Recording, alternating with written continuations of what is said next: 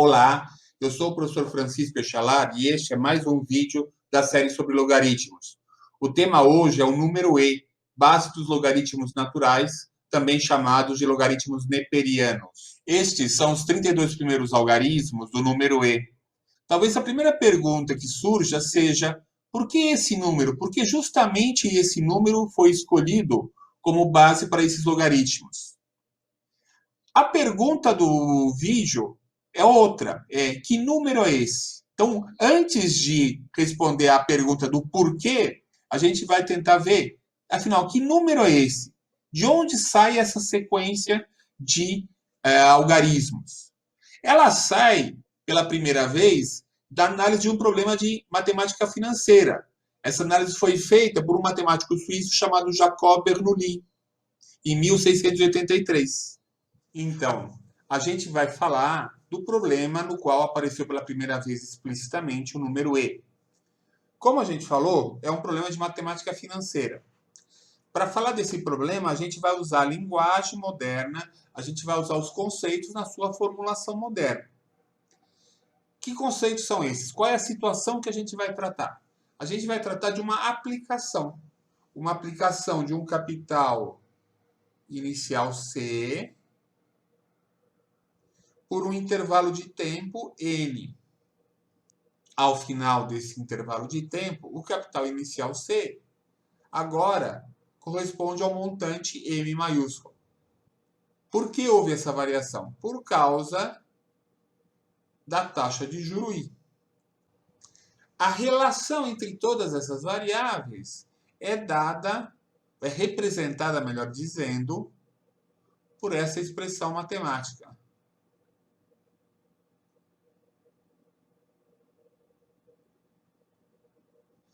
Essa expressão sintetiza todas as relações entre essas quatro variáveis. A gente não vai se aprofundar na questão da matemática financeira relativa a juro composto, a gente parte da ideia de que ela é conhecida. Se for necessário, a gente faz um outro vídeo para isso. Aqui só um adendo. É a taxa de juro efetiva na sua forma unitária.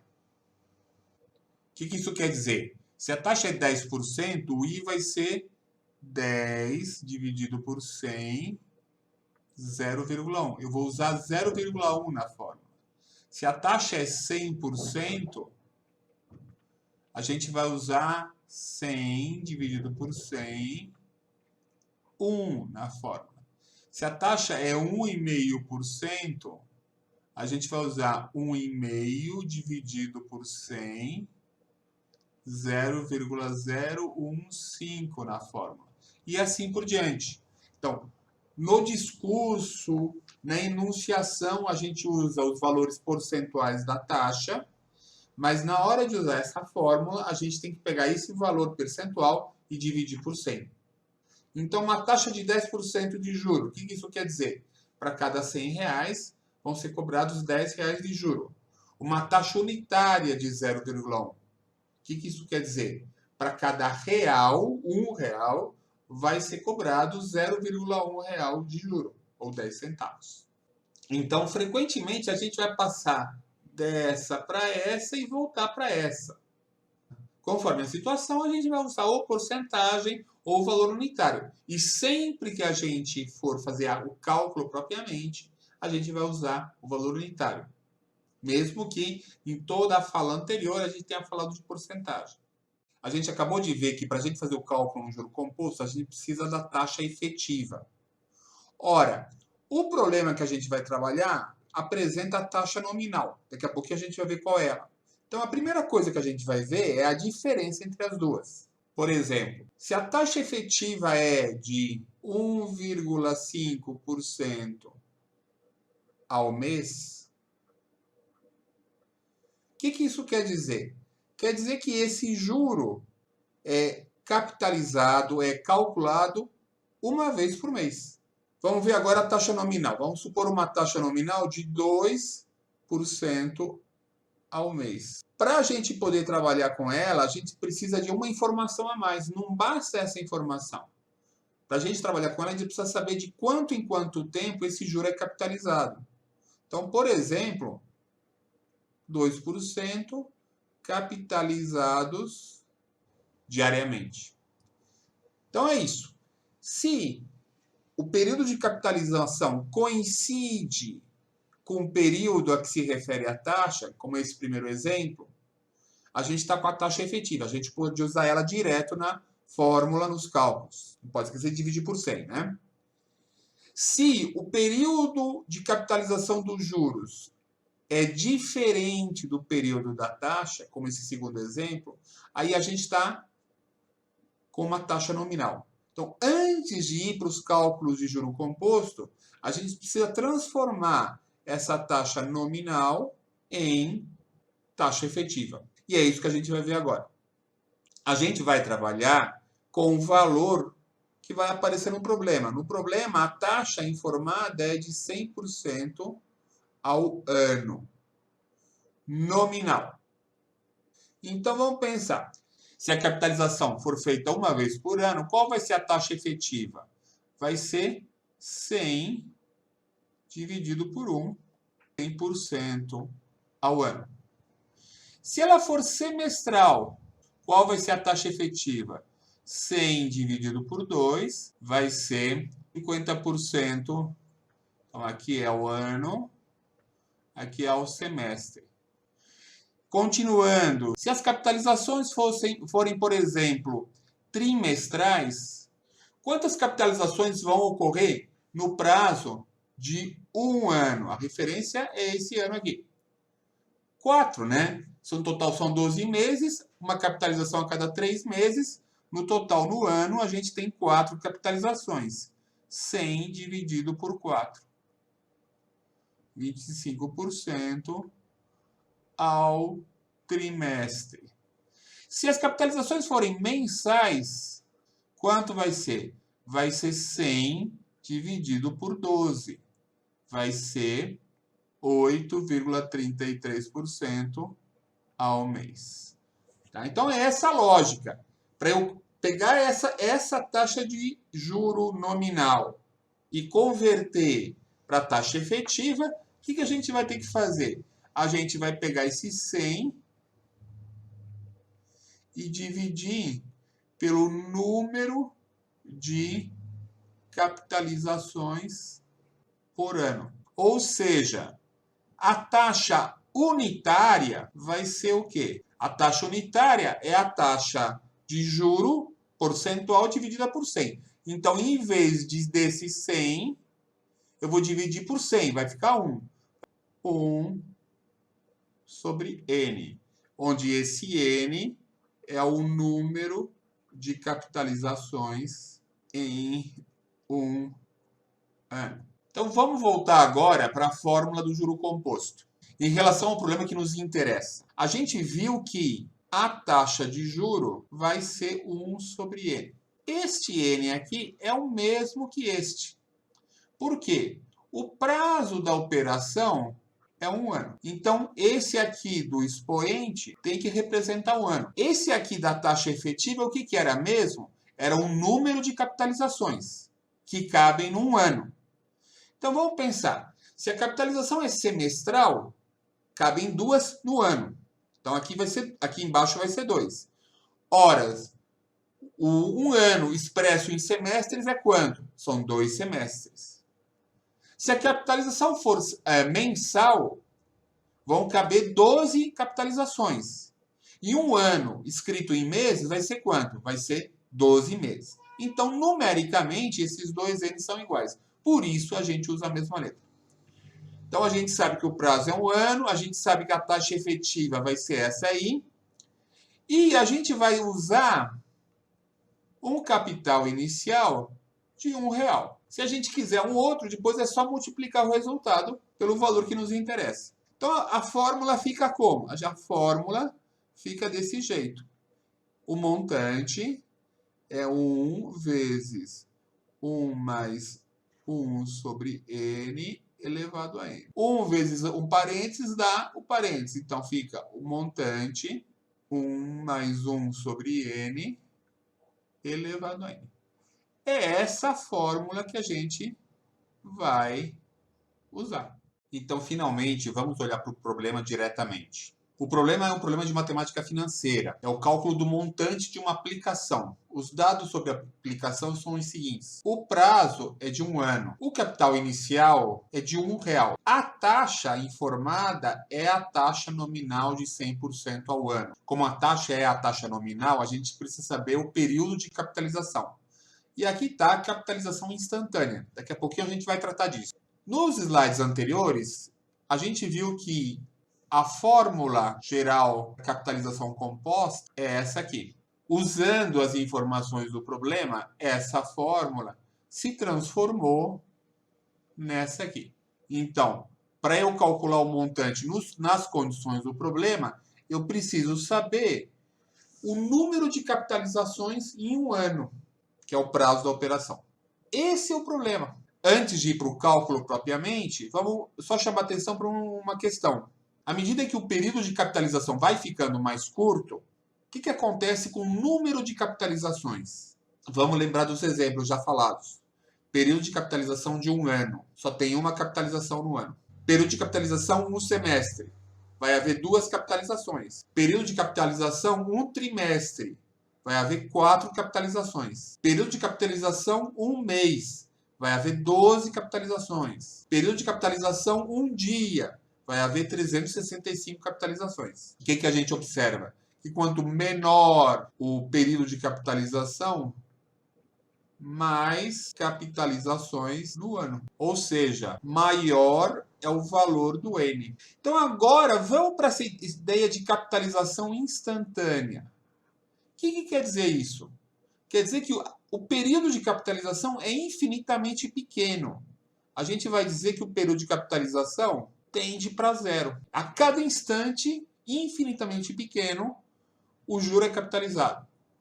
Quando acontece isso, o que vai acontecer com o número de capitalizações? O número de capitalizações vai tender para infinito. Cada capitalização é infinitamente curta. Quantas vão caber no ano? Uma infinidade delas. Essa é a pergunta. Eu quero saber qual vai ser o resultado dessa conta quando o N cresce sem limites. O N tende a infinito. Essa conta é o montante, né? Qual vai ser o montante nessas condições quando o N, o número de capitalizações, tende a infinito? E o que se mostrou foi que o resultado dessa conta tem um limite bem definido e esse limite é o número E. No slide seguinte, a gente vai fazer alguns cálculos para mostrar que essa ideia é razoável. Num outro vídeo, a gente vai apresentar mais detalhes sobre a fundamentação matemática disso. Então, agora a gente está numa planilha eletrônica, porque a ideia é fazer cálculos. A gente não vai demonstrar que o limite que a gente chegou no slide passado é o número E. Isso a gente vai apresentar as evidências matemáticas disso num próximo vídeo. O que a gente vai tentar fazer aqui é fazer alguns cálculos que indiquem que isso é razoável. Então, nessa primeira coluna, a gente vai colocar o N, que é a variável independente, o número de capitalizações. Na segunda coluna, o montante, o resultado daquela conta. Então, vamos lá. N igual a 1. Então, agora eu vou montar a fórmula.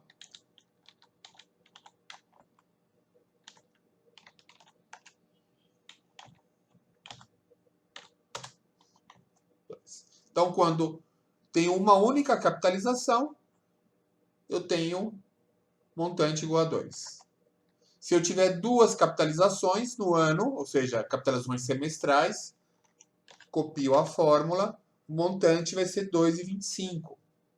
Se as capitalizações forem trimestrais, ou seja, eu vou ter 4 no ano, copio a fórmula, o montante vai ser 2,44. Então, a gente vê que está aumentando.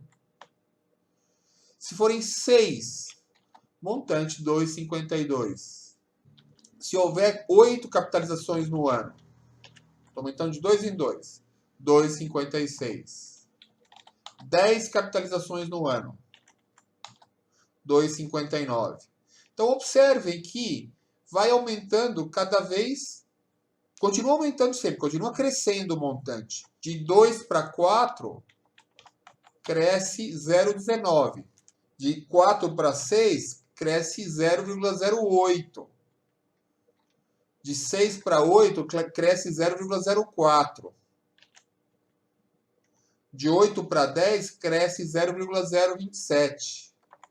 De 10 para 12, cresce 0,019. Ou seja, cresce continuamente e vai continuar crescendo sempre, porque 1 mais 1 sobre n elevado a n é uma função crescente. Só que cresce cada vez menos. Esses resultados sugerem que exista um limite, não provam. Agora vamos ver qual seria esse limite. Vamos pegar agora os resultados 1 para 10, né? Copiar aqui. Uma capitalização, 10 capitalizações. Eu vou agora colocar 100 capitalizações. Né? Ou seja, cada capitalização ocorre num centésimo de ano. E para a gente poder comparar, eu vou colocar 6 casas decimais sempre. De 100, vamos para 1000 capitalizações. Então, agora eu estou aumentando o número de capitalizações de 10 em 10. 2,71. Então, o 2,7 parece que já está fixo. De 1000, vamos para 10.000 capitalizações no ano. 2,718. Parece que o 71 já está fixo. De 10.000, vamos para 100.000 capitalizações. 2,718, 26,8. Então, vocês veem que continua variando, continua crescendo, mas cada vez menos. As primeiras casas decimais parece que já estão fixas. Vamos agora colocar aqui do lado qual que é o valor armazenado nesta planilha eletrônica para o número E. É esse aqui. Vamos pegar com 6 casas também. Então, já coincidem na 4ª casa. Vamos pegar agora 1 milhão aqui. Na 5ª casa já confere, já a mesma coisa. Tá certo? Ou seja, aparentemente, à medida que a gente pega valores de n cada vez maiores, mais perto a gente chega deste limite aqui, que é o número E, tal como está registrado nessa planilha eletrônica. E essa ideia, o número E surge como? Surge como esse limite. E aí algumas considerações. A gente não precisa mais calcular o número E. A gente encontra ele armazenado em qualquer planilha eletrônica, em qualquer calculadora científica, em qualquer sistema computacional que permita cálculos matemáticos. O que é importante em termos teóricos? É que a gente seja capaz de calcular o número E com quantas casas decimais a gente precisar para o nosso problema. 32 casas decimais, como você encontra, por exemplo, na calculadora do Windows 10, está mais do que o suficiente para a maioria dos problemas. Mas o E tem infinitas casas decimais como um bom número irracional. Na descrição do vídeo, eu coloquei um link para um site onde apresenta as 1000 primeiras casas do número E, se você precisar eventualmente. A ideia aqui não é mostrar para vocês como se calcula o número E atualmente. A ideia aqui é mostrar o problema em que apareceu o número E. Esse número E não é uma invenção, esse número aparece num problema de matemática financeira. É isso. As referências que eu consultei para montar este vídeo estão na descrição dele. Se você gostou, dá um like, compartilhe o vídeo, inscreva-se no canal. Até a próxima. Eu espero que não demore tanto quanto demorou essa aqui.